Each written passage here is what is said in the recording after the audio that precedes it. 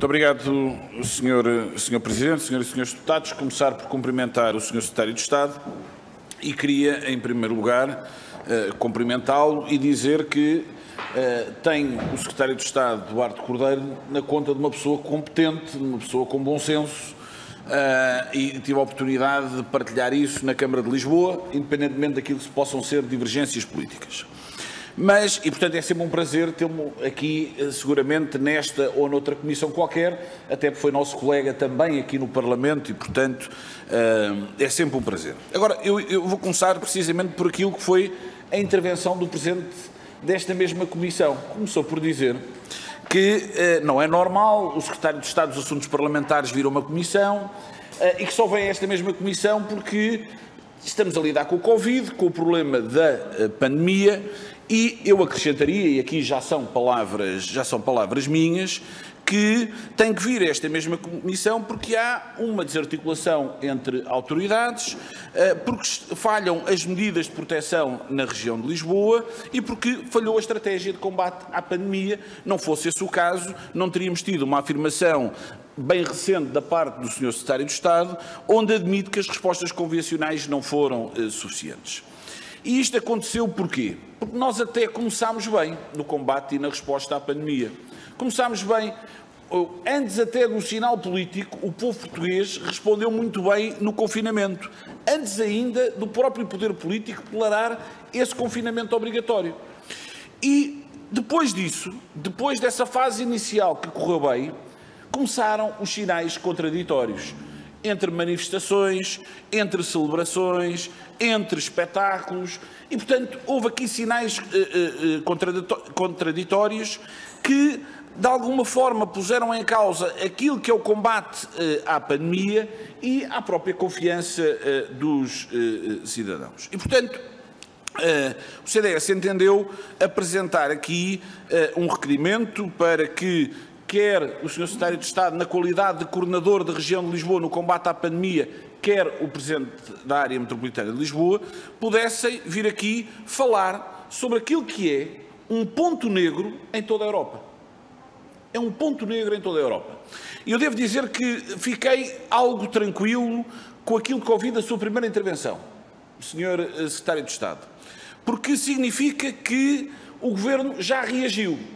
Porque deixou andar, empurrou com a barriga, achava que o vírus se poderia ir embora. É um bocadinho como aquela visão que existe, que é o vírus não entra no transporte público.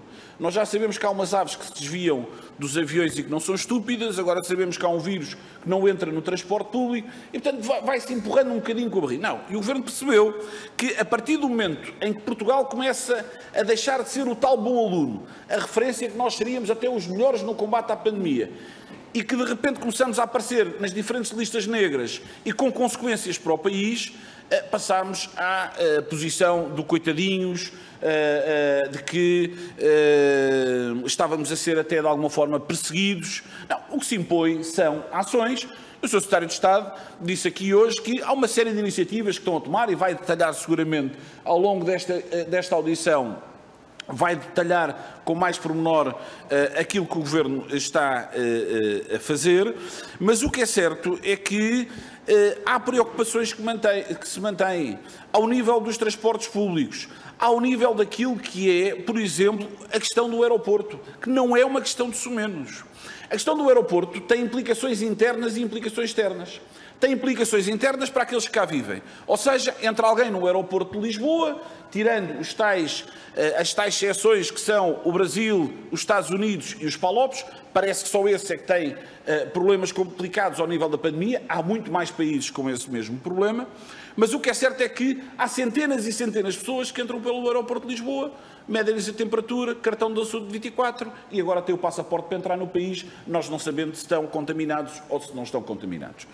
E países e outros países, seja na Europa, seja fora da Europa, que não estão nas tais listas negras, fazem o controle dessas mesmas entradas, ou através de testes nos próprios aeroportos, ou exigindo logo à partida, no país de origem, um certificado. Nós muitas vezes, para irmos a qualquer país, precisamos de um visto. Aqui era uma espécie de visto sanitário. Que visto era esse? Era um teste realizado, teste negativo, com menos de 72 horas, pode embarcar. Não tem o teste, não pode embarcar, ou então teria que ficar num período de quarentena cá, fazendo um teste, mas seria algo que talvez mais difícil. E, portanto, no caso do aeroporto, é algo que não só protege quem vive cá, os portugueses, as pessoas da região de Lisboa, mas os portugueses no seu todo. Nós não sabemos quem aterra em Lisboa, se não vai, por exemplo, para Santarém, para a zona do Ribatejo, ou se não vai para o Alentejo. Portanto, perdemos esse mesmo controle, mas também era um sinal para o exterior, que estávamos a tomar medidas, que queríamos conter a pandemia. E esse sinal, infelizmente, não foi dado. Eu não vou entrar aqui na questão da picardia política, até interna do PS, entre Fernando Medina e Eduardo Cordeiro. Houve ali uma troca de mimos. Quem gosta de política gosta de assistir de bancada a essas situações, mas eu penso que isso rapidamente foi ultrapassado. O próprio Fernando Medina veio esclarecer que não criticou o Sr. Secretário de Estado, criticou as autoridades regionais. E a minha pergunta é, com base nas críticas que houve às autoridades regionais, que consequências é que houve? Que responsabilidades é que foram assumidas? É porque as autoridades regionais, aquilo que são as autoridades que temos, os cargos diretivos, são cargos, na esmagadora maioria dos casos, de nomeação política e, portanto, que se saiba, ninguém foi responsabilizado, com todas as consequências negativas que, infelizmente estamos a atravessar. E, portanto, dito isto, é importante perceber que medidas e que alterações é que foram verdadeiramente introduzidas. Que sinal de confiança é que nós podemos ter para inverter esta situação? Porque isto não é uma questão política de quem está a governar e de quem é a oposição. Há aqui uma questão de interesse nacional. Há aqui uma questão de interesse nacional que tem consequências ao nível da própria economia do país. Não serve de nada andarmos a arranjar linhas de crédito para tudo e mais alguma coisa, para o turismo, para a nossa... Se nós não resolvermos isto, esta percepção, o facto de Portugal estar nas tais listas negras, não nos deve acantonar a um canto, dizer nós somos coitadinhos e estão a ser injustos connosco. Não, impõe-se uma ação. E essa ação, eu dei-lhe o exemplo do aeroporto, mas podia-lhe dar muitos mais, Sr. Secretário de Estado, são ações concretas que o Estado português e o Governo português deve implementar para que esta gestão da pandemia na região de Lisboa finalmente possa ser consagrada com sucesso, coisa que até agora tem sido com insucesso, porque os números falam por si e a preocupação, como é evidente, é muito grande. Termino só dizendo o seguinte, até porque foi o CDS que apresentou este requerimento para que o Sr. Secretário de Estado pudesse vir aqui a esta mesma audição, mas antes desta audição estar marcada e antes deste requerimento, houve um outro requerimento que o CDS apresentou no âmbito de uma outra comissão, onde eu tive que sair para vir aqui, como é evidente, e, portanto, irei ouvir a resposta do Sr. Secretário de Estado, depois terei que me ausentar, ainda tentarei voltar, mas mais que não seja, através depois da RTV, conseguirei ouvir toda a sua intervenção, agradecendo também a disponibilidade que sei que tem para vir aqui à Comissão prestar esclarecimentos. Muito obrigado. Muito obrigado, Sr. Deputado. Sr. Secretário de Estado, 8 minutos para responder às questões colocadas. Faz favor. Muito obrigado, Sr. Presidente. Muito obrigado, Sr. Deputado. Eu confesso, não consegui perceber a fundamentação da desarticulação das autoridades que o CDS coloca no seu requerimento, porque o CDS suporta-se num conjunto de declarações que, pelos vistos, também reconhece que não têm validade e, portanto, a partir do momento em que reconhece que elas não têm validade, porque os próprios já vieram dizer que não era isso que pretendiam, nós todos queremos sempre perceber o que é que o CDS pretendia com essa sua afirmação. Eu devo lhe dizer o seguinte, eu tentei, em 8 minutos é sempre difícil, mas eu procurei responder na minha primeira intervenção àquilo que nós consideramos que são os critérios essenciais pelos quais nós procuramos avaliar o nosso trabalho. E os critérios pelos quais nós procuramos avaliar o nosso trabalho não mudaram.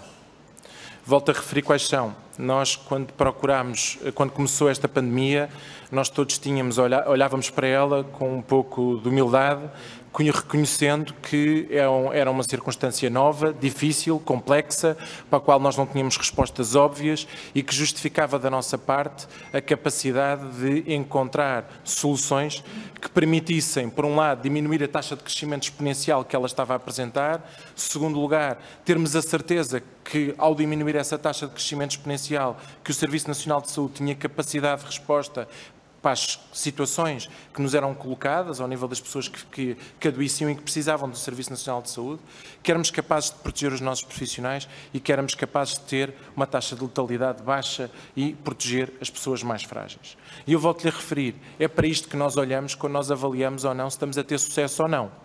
Independentemente, nós todos hoje temos plena consciência de que o que é que isto significa, o impacto que a situação de Lisboa e Val do Tejo está a ter no nosso país, nomeadamente relativa à questão da pressão internacional e de hoje termos um conjunto de países para os quais não têm ligações aéreas com o nosso país. Temos plena noção da pressão. Não é por correr ao mal, Sr. Deputado, porque o que aconteceu objetivamente, e o CDS, aliás, costuma dizer isto muitas vezes, tenta muitas vezes desvalorizar o trabalho que foi feito em Portugal, dizendo que o nosso país beneficiou do facto da pandemia ter chegado mais tarde a Portugal e, portanto, porque beneficiou desse facto, teve a possibilidade de aprender.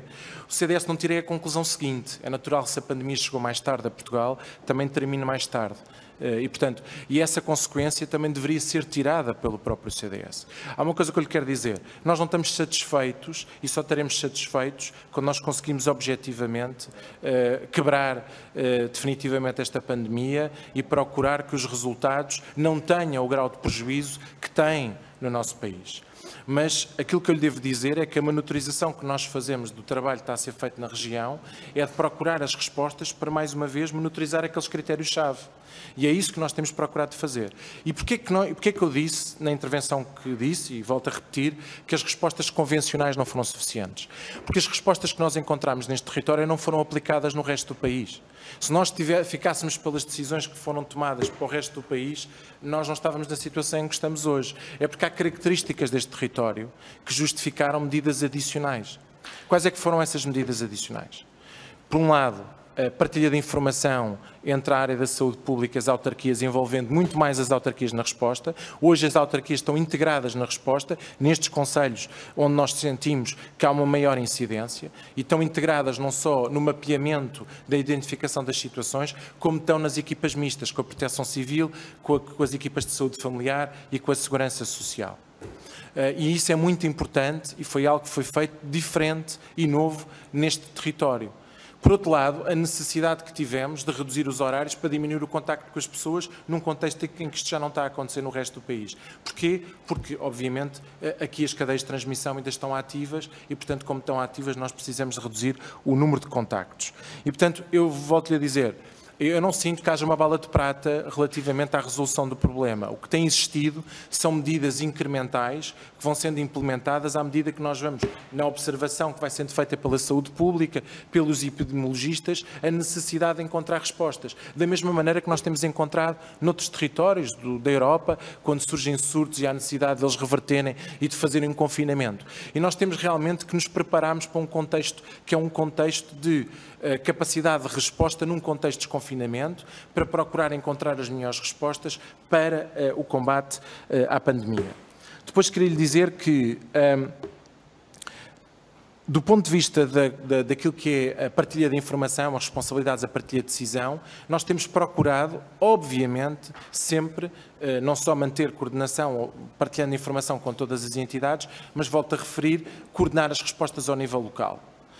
Os municípios têm um conhecimento diferente do território e, porque têm um conhecimento diferente do território, acrescentam valor no combate à pandemia. Isto é uma aprendizagem que nós retiramos das particularidades do combate aqui em Lisboa. Há decisões que foram tomadas relativamente às responsabilidades que foram atribuídas, que eu estou certo que provavelmente se vão expandir para o resto do país, porque há matérias e aprendizagem que nós fizemos do combate aqui que também servirão no combate que provavelmente continuará um pouco por todo o país. Relativamente à questão dos transportes e relativamente à questão do aeroporto. Ao contrário que disse, muitas das medidas que referiu relativamente ao aeroporto são decisões que foram tomadas. Portanto, em Portugal também existe um conjunto de decisões de prevenção relativamente ao aeroporto para cidadãos que chegam a Portugal. Quer ao nível da monitorização da temperatura, quer ao nível daquilo que é a necessidade do teste nas 72 horas antes de chegarem. Existem essas regras e, portanto, existem regras nesse sentido.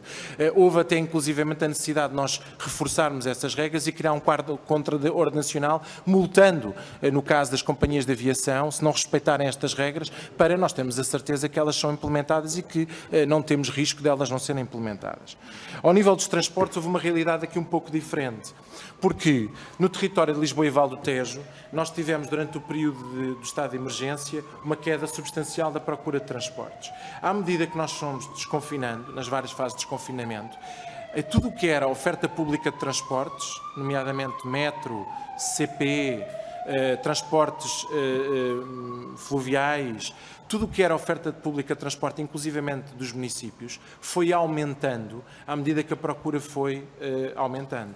O que nós tivemos foi uma particularidade que, não obstante nós continuamos a ter problemas em alguns horários, em algumas linhas, e que exigem da nossa parte não só esse acompanhamento, como verificar se as regras estão a ser cumpridas, se as pessoas estão a proteger-se, se não há um incumprimento da lotação, e isso é um trabalho que tem que ser feito adicional. A verdade é que a oferta de transportes foi aumentando durante o período em que fomos desconfinando e à medida que a procura ia aumentando. Tivemos uma situação em que isso não aconteceu, que foi no transporte rodoviário privado, em que sentimos a necessidade de reforçar em sede de orçamento suplementar verba para poder garantir o aumento da oferta de transporte rodoviário privado, transporte esse que é feito depois na relação da área metropolitana de Lisboa com os operadores. E esse reforço foi feito, está no orçamento suplementar, entrará em vigor, não obstante estar no orçamento suplementar e ter entrado em vigor, neste momento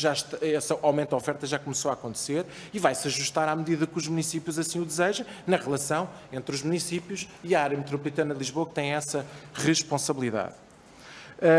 Por isso, para lhe dizer que, sob as críticas que foram feitas pelo Presidente da Câmara de Lisboa, da área metropolitana de Lisboa e de qualquer autarca ou Presidente de comunidade intermunicipal que possa ser feita, nós encaramos essas críticas com total naturalidade. Eu acho que o Presidente da Câmara Municipal de Lisboa representa os municípios do município de Lisboa, representa os autarcas da área metropolitana, tem legitimidade na crítica que faz e nós temos que olhar para essas críticas com naturalidade e perceber se a parte das críticas tem fundamento e de que forma é que nós conseguimos melhorar a resposta. Não pode ser outra atitude da parte de quem está no terreno que não seja contacto permanente com os autarcas, ouvir as críticas que têm, e são críticas que vários autarcas vão tendo ao longo do processo, seja em situações concretas que vão acontecendo, seja numa análise global. E temos que lidar com a naturalidade com essas críticas, porque o combate faz-se em conjunto, faz-se a somar.